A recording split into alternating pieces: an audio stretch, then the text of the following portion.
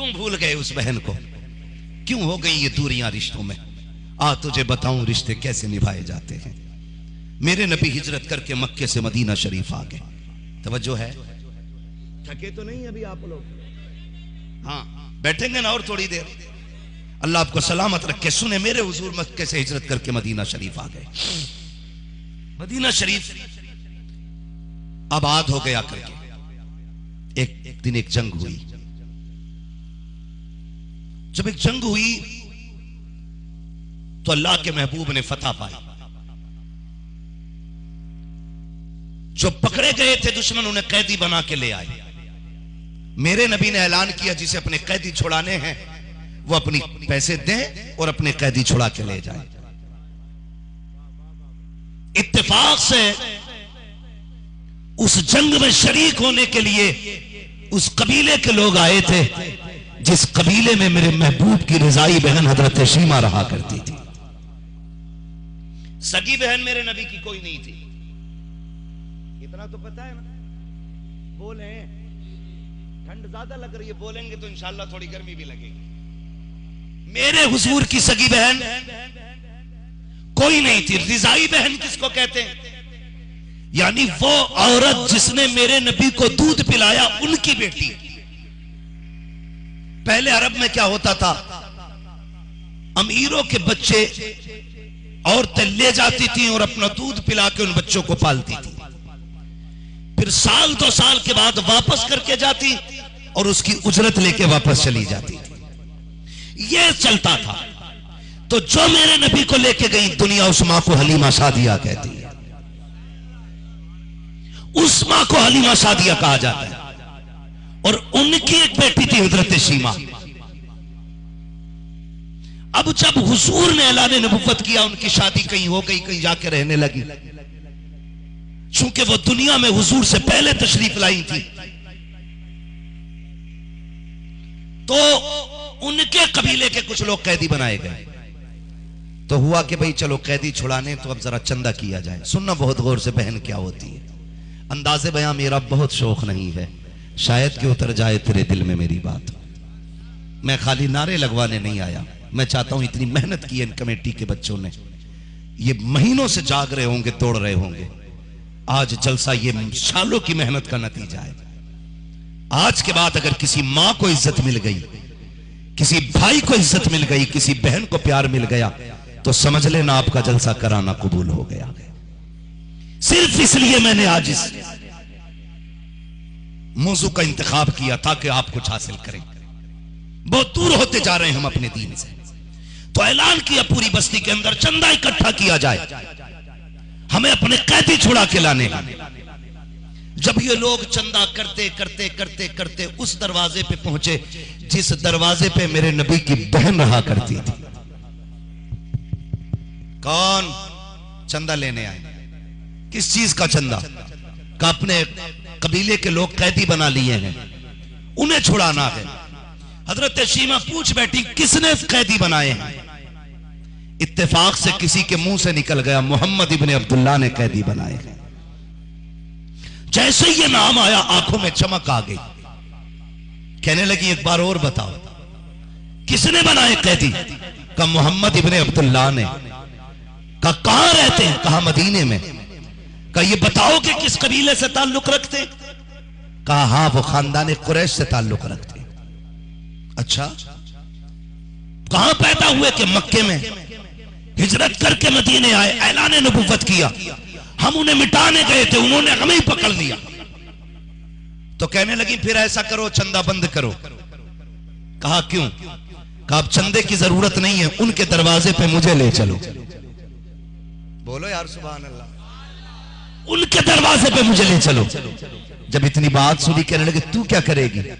कहा तुम नहीं जानते हो, मैं मोहम्मद इब्ने अब्दुल्ला की बहन लगती हूं। कहा तो क्या कहना चाहती हो? कहा भाई के झोले पे, भाई की चौखट पे अब पैसा नहीं चलेगा, बहन की झोली चलेगी। लेके चलो, बिना पैसे के छुटा के लाऊंगी, बस लेके चलो उसकी चौखट तक। अब वो दौर निकल चुका है जो कोई भी आके कूड़ा डाल दे। वो दौर खत्म हो चुका था नबी के रास्ते में कांटे बिछाए जाए। अब दौर ऐसा था, सहाबा पहरे दिया करते थे, अब तलवारें लगी रहती थी नबी के दरवाजे पर। अब हिम्मत नहीं थी कोई डायरेक्ट मुलाकात कर ले। अब हुक्म यह था गुस्ल करें, 2 रकात नमाज अदा करें, उसके बाद घर से कुछ लें और सदका करें, फिर महबूब की चौखट पे आना है। अब इतना सख्त हुक्म था। हजरत शीमा कबीले के लोगों के साथ चली। जैसी हुजूर जिस खेमे में थे उसके दरवाजे के करीब पहुंची, चली जा रही थी क्योंकि गांव में रहने वाली थी। जैसी अंदर जाने की कोशिश की, गुलामों ने तलवारें लगा दी। ए खातून किधर जा रही है? आपने फरमाया खल्लू सभी, रास्ता छोड़ो, मैं तुम्हारे मोहम्मद की बहन लगती हूं। इतना जुमला आना था, मियां तलवारें तो क्या चीज थी, नजरें झुक गई, नजरें झुक गई। कहा ठहरिए खातून। हजरत शीमा ने कहा जाओ पूछो जाकर के मैं उनकी बहन लगती हूं कि नहीं। एक सहाबी दौड़ के गए, या रसूल अल्लाह, एक देहाती खातून है, कहती मैं तुम्हारे नबी की बहन लगती हूं। आका फरमाते मेरी सगी तो कोई बहन नहीं है। सहाबा उससे पूछ के तो आओ वो कैसी बहन है, कौन है मेरी बहन। जैसी वो दौड़ करके आए, कहा महबूब ने पूछा कि बताओ तुम कैसी बहन लगती हो। हजरत शीमा ने कहा जाओ उनसे जाके कहना एक बार बचपन में मेरी गोद में थे, मेरे मुंह से कोई रब की शान के खिलाफ जुमला निकल गया था, उन्होंने बचपन में अपने दांत मेरे बाजू में गाड़ दिए थे, आज तक मैंने उन दांतों के निशान को मिटने नहीं दिया है। दूसरी निशानी ये है, अगर वो पूछे मैं कौन हूं, कह देना आज वही आई है जो तुम्हें गोद में लेके कहती थी अल्लाहुम्मा इब्क़िलना मुहम्मदा, या अल्लाह मेरे मोहम्मद को सलामत रखना।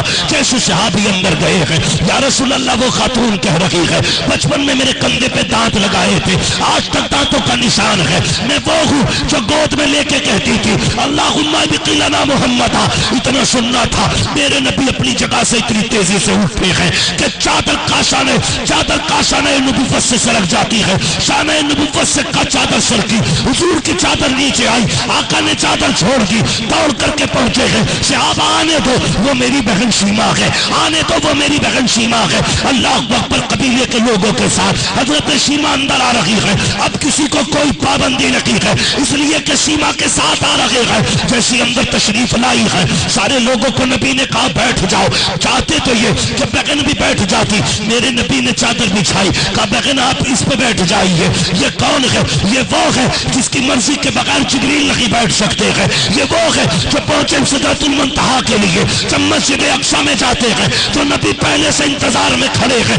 आज वो कहते हैं ए मेरी बहन चादर पे बैठ जाओ। बहन ने भाई की कलाई थामी, अंदर लेकर के गई, कहती है या रसूल अल्लाह बात ऐसी है, ये जो मेरे कबीले वाले हैं ये चंदा कर रहे थे, मैंने तेरे रिश्ते पे नाज करके कह दिया चंदा ना करो, मुझे लेके चलो, वो मेरा चेहरा देख के तुम्हें ऐसे ही दे देंगे। कहा मेरे भाई आज मेरी इज्जत बचा लेना। जैसी हजरत शीमा ने झोली फैलाई है, मेरे नबी की आंखों में आंसू आ गए। लेकिन क्या बात कर रही है, जैसी झोली फैला के कहा था भाई आज खाली न लौटाना, मेरे नबी ने कहा झोली छोड़ दो, अब ये सौदा यहाँ नहीं होगा बल्कि तेरे कबीले के लोगों के बीच में होगा। अब मेरे सरकार हजरत शीमा के साथ आए हैं और कबीलों के लोगों के बीच में बहन को चादर पे बैठाया है, खुद सामने बैठ जाते हैं, नबुव्वत वाली आंखें बरस रही है। आका फरमाते हैं शीमा मांग क्या मांगना चाहती है? कहती है या रसूल अल्लाह जितने भी मेरे खानदान के कैदी हैं वो सारे आजाद कर दिए जाएं। अब से पहले जब भी आका काम करते थे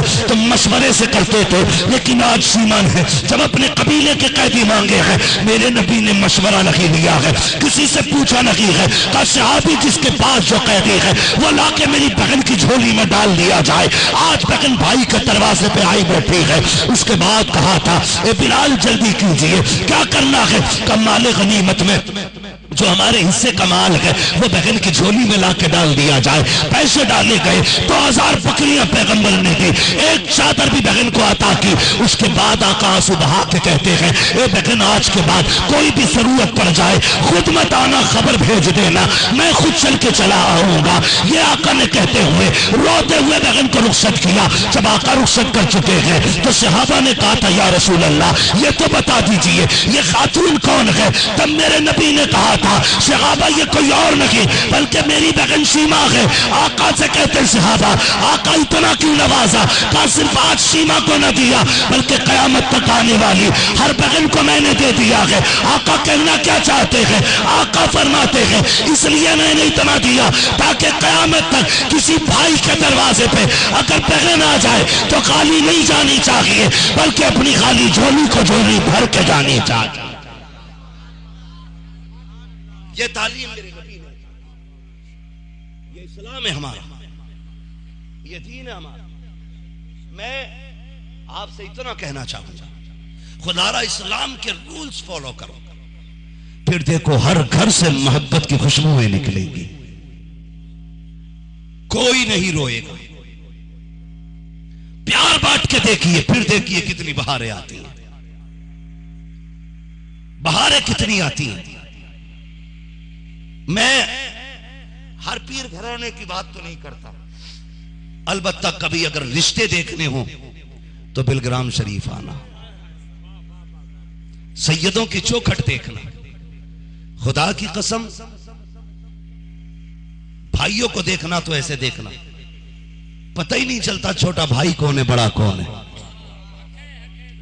पता ही नहीं चलता। वहां बड़े छोटे के लिए खड़े हो जाते हैं, छोटे बड़ों के लिए खड़े हो जाते हैं। हर पीर से दीन न सीखना, उस पीर से दीन सीखना जिसके सीने में नबी की बातें हो और जिसकी आदत में नबी का किरदार झलकता हो। हाँ, वरना अक्सर पीरों को देखा है खानकाहों के चक्कर में गोलियां चल रही, अब्बा की गद्दी पे मैं बैठूंगा, हैं? ये कुर्सी मेरी है, ये गोलक मेरी है। ये झगड़े उन्हीं में होते हैं जो खाने के आदी होते हैं, और ये उनमें झगड़े नहीं होते जो लुटाने के आदी होते हैं, जो लुटाने के आदी होते हैं। आना कभी बिलग्राम शरीफ, देखिए रईसुल अत्किया की हवेली, सरकार बादशाह के बिलग्राम के शहजादों को देखिए आकर के, फिर आपको पता चलेगा घर कैसे चला करते हैं, घर कैसे चला करते हैं। खुदा की कसम। और एक बात नूर भाई, आपने कहा ना काश फिर से लौट आए सैयदी अख्तर रजा, जब आप ये पढ़ रहे थे मुझे सरकार बादशाह मियां का एक जुमला याद आ रहा था। मैं हर ढोंगी पीर की बात नहीं करता, लोग अपने मफाद के लिए मसलक के आला हज़रत का नारा लगाते हैं, ताजुश शरिया के इश्क का दावा इसलिए करते हैं ताकि लूट खसोट में आगे जाएं। लेकिन सरकार बादशाह मियां साहब क़िबला, गालिबन कल की बात है, परसों कल गया था मैं, सरकार बादशाह मियां साहब क़िबला। मैं इस बात पे बहस नहीं करूंगा किसका कौन पीर है, मगर इतना कहूंगा कि खोल के पीर बनाना, आंखें बंद करके नहीं। अंधभक्त उधर नहीं है, इधर भी बहुत है। आंखें खोल के सरकार बादशाह मियां साहब क़िबला, इतना कहा उन्होंने सिर्फ कि मौलाना ताजुश शरिया क्या गए, बस सुन्नियत की बहारें चली गई। और इतना रोए 15 मिनट तक हजरत रोते रहे, और ये कह रहे थे आज जब हाल देखते हैं हमें ताजुश शरिया बहुत याद आते। ये दर्दमंद है उम्मत के, इन्हें प्यार है उम्मत से, ये आज भी रोते हैं हमारे लिए। हम घरों में एक नहीं होंगे तो मुल्क में एक कैसे होंगे? हम सगे भाई के लिए रोटी का इंतजाम नहीं करेंगे तो पड़ोसी को कैसे देख लेंगे? खुदारा मेरी हर पार्टी बंद पीर से गुजारिश है,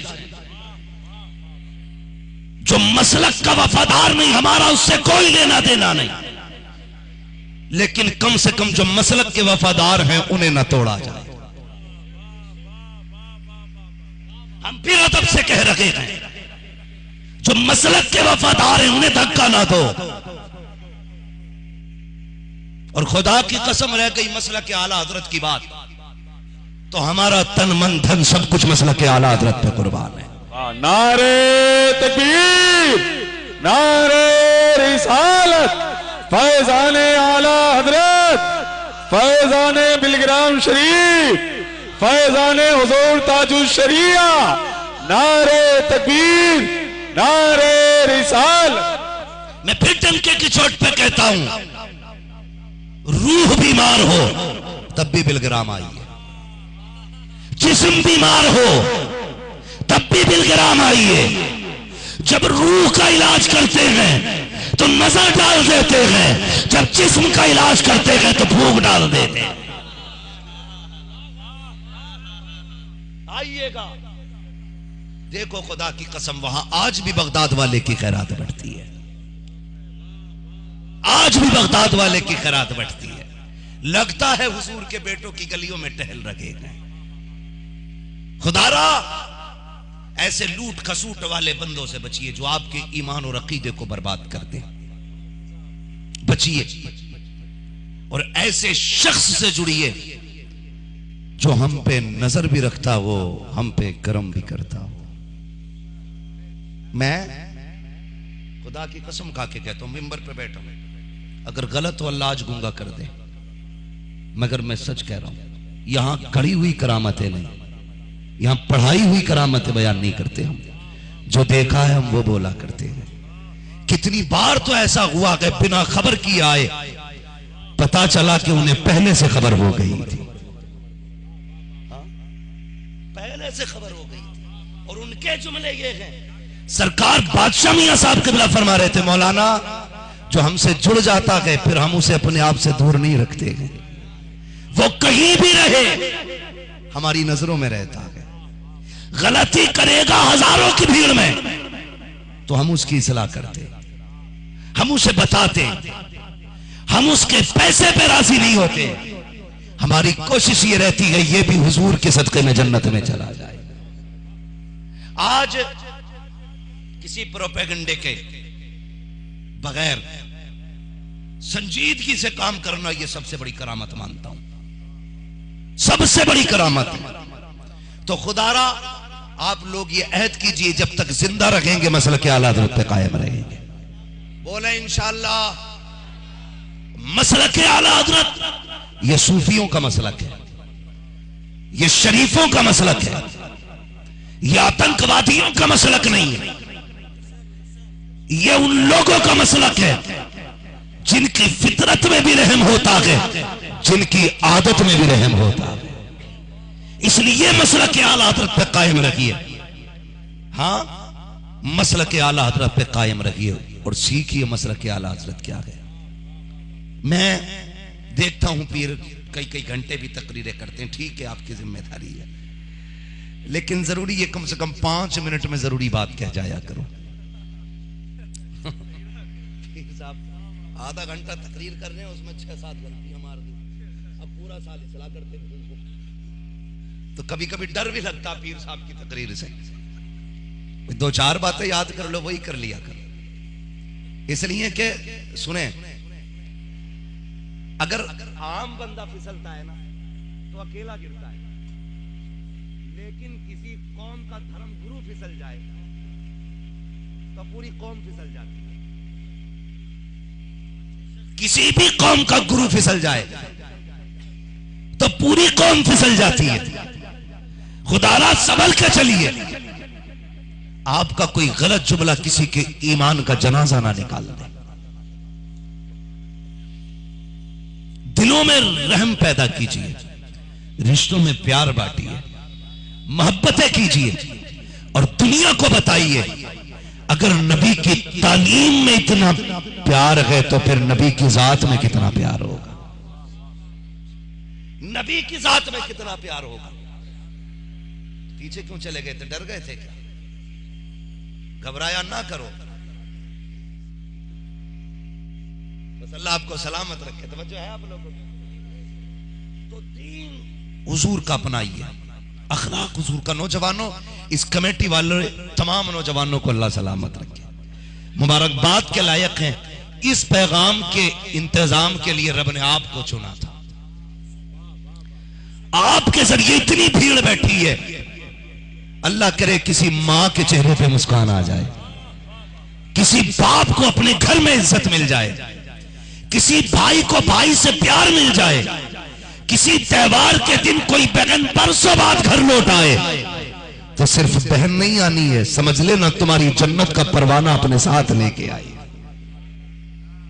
बड़ा काम किया गया आपने और करते रहना।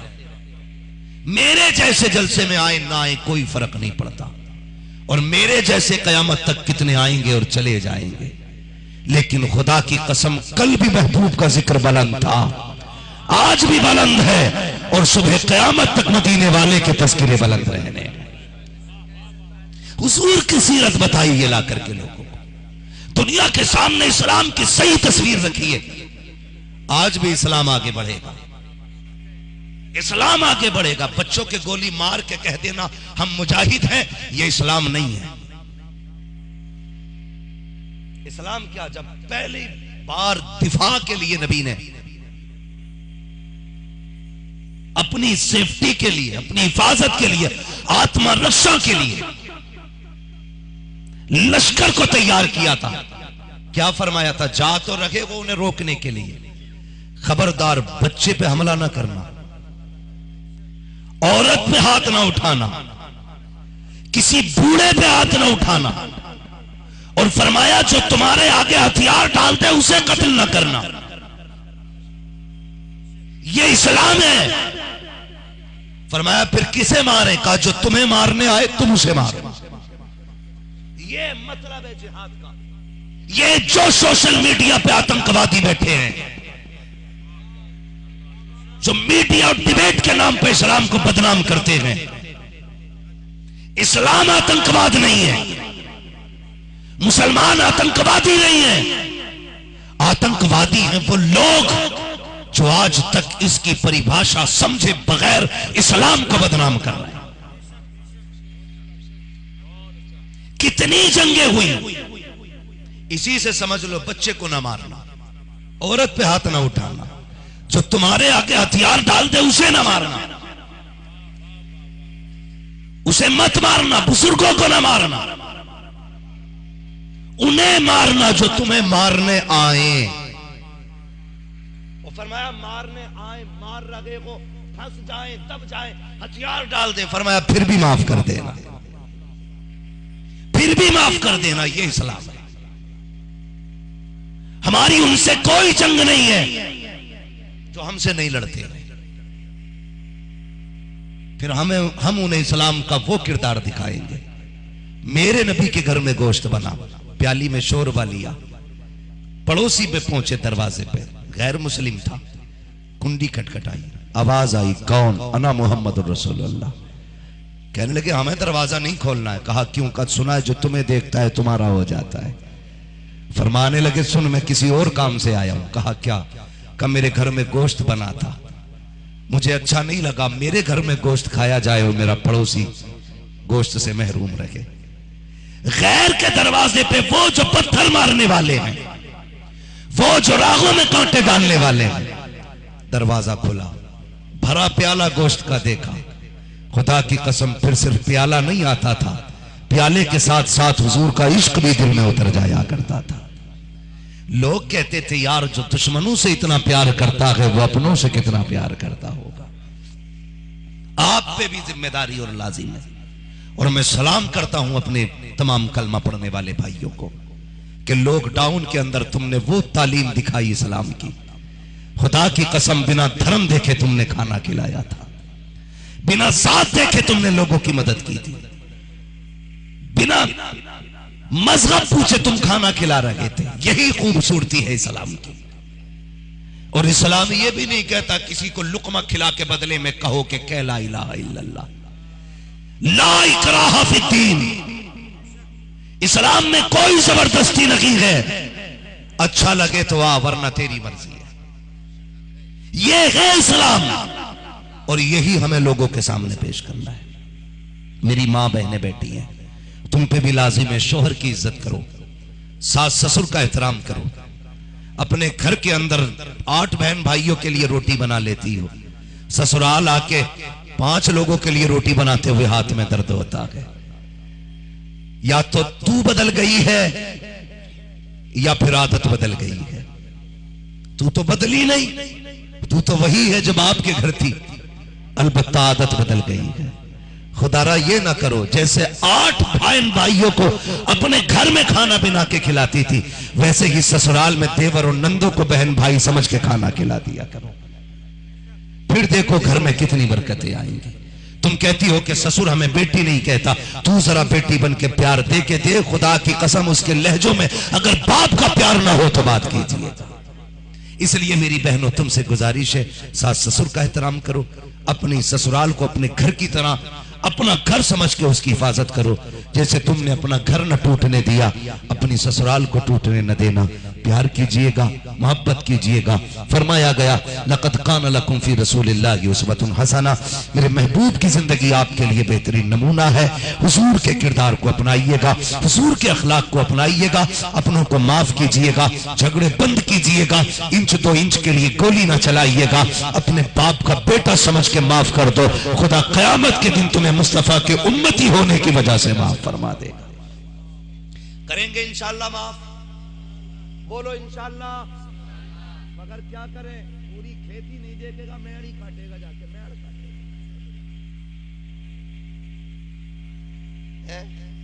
इतने चालाक हो गए अब्दुल कादिर भाई लोग, अंदर अंदर से कुरेद रिया, ऊपर घास का एक दिन का नहीं टूटेगा, अंदर अंदर से खोखली कर दी।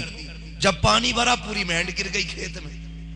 पड़ोसी आया, बोले ये क्या हुआ, कल तो इतनी चौड़ी थी, तब पानी बहा भरा तो बह गई। अबे बहती तो पूरी बहती ना, ये 3 इंच क्यों रह गई? तो पता चला रात भर कुरेदता था चूहे की तरह। याद रखिएगा, मेंढ की करवट में बरकत नहीं है। अल्लाह चाहता है तो एक कोने में बरकत अता कर दिया करता है। किसी की 1 इंच ना लेना, 1 इंच मत लेना किसी की, हो सके तो अपनी छोड़ देना।